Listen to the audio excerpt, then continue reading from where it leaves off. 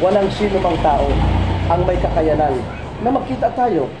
Dahil may mga tao na nagplano na ako pupunta ako doon, ako pupunta dito, pero walang nakakaalam ang mangyayari mamaya at bukas. Ano? Ibig sabihin, dapat sasabihin niya, if God's will. Ako'y pupunta doon kung pinahintulot ng Panginoon. Sa salitang Arabic, ako'y pupunta doon, inshallah. If Allah wills. Kung ipahintulot ng Diyos, ng Allah subhanahu wa ta'ala. Sapagkat nasa atin ang pagpaplano, ang pagtutupad ay nasa tagapaglikha. Ano po? So ako ay natutuwa na nagkita tayo dahil nais kong ibahagi sa iyo ang kagandahan ng reliyong Islam. Ang Islam po, hindi nyo na maitatanong, ang Islam ay ito po ang kinikilala ng ating mga kapatiran na mga mananampalatayang Muslim. Ang Islam ay salitang Arabic na ang ibig sabihin ay kapayapaan. Total submission and obedience to the will of God, Allah. Yan ang ibig sabihin ng Islam. Hinango sa salitang salam, na ang ibig sabihin ay kapayapaan. Ang Islam po, kuya, ito ang kinikilala na aprobado at perfectong relihiyon na binigay ng Diyos sa katawan. Sinabi ng Allah subhanahu wa ta'ala sa kanyang maluwalhating banal na Quran, Al-yawma akmaltu lakum dinakum wa atmamtu alaykum ni'mati wa raditu lakumul Islam madina. Ang mga araw na ito ay nilubos ng Diyos, ng Allah subhanahu wa ta'ala na binigay sa atin ang Islam bilang ating relihiyon. Ibig sabihin, itong ating mga nakikita, naririnig na iba't ibang sikta, relihiyon, denominasyon, maliban sa Islam, ito po ay man-made. Gawa-gawa lamang ng mga tao. Yun, maliban sa Islam.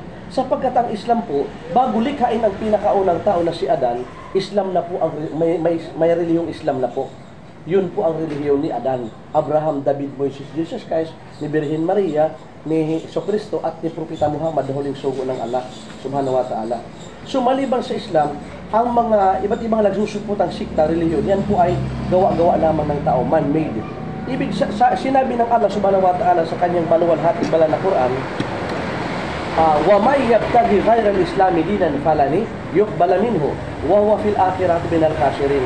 Whosoever desire seek a religion other than Islam, it will never be accepted of him, and thereafter he will be one of the losers. Sino man ang gumawa, magnais ng ibang relihiyon maliban sa Islam, ito po ay hindi tatanggapin, sapagkat ito po ay hindi tatanggapin mula sa kanya. Hindi po ito tatanggapin mula sa kanya, sapagkat ito ay man-made, gawa-gawa lamang ng tao. Halimbawa, ikaw, ako, gagawa tayo ng relihiyon ngayon. Paano maliligtas ang mga nauna sa atin? Di ba? Halimbawa, gumawa tayo ng ibang relihiyon maliban sa Islam. Paano maliligtas ang mga nauna sa atin?